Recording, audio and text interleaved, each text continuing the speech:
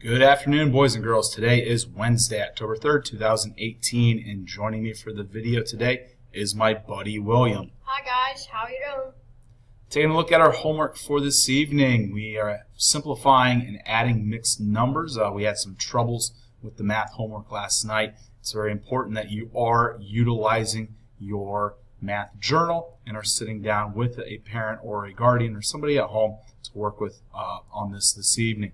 Remember, if you have questions, you can see myself or Mrs. Caparini before school or during warrior time. Because of this, our mixed number quiz has been postponed to Friday. And then in honors, they began Module 4 today. In science, both honors and regular, they've got the Bill Nye assignment that is dealing with matter. In social studies, we need to study for our MAP skills quiz. That is tomorrow. You may go through and use the packet that we had for homework last night. It's a good way to review. You may also go through and quiz yourself via using your atlas. In language arts, we had our writer's notebook quiz today. Hopefully you did well on it. There is no homework at all for tonight. And in literature, chapter 10 work, which most people were able to get done in class today, so you should not have any homework. But please do make sure that you don't forget to submit it on Google Classroom.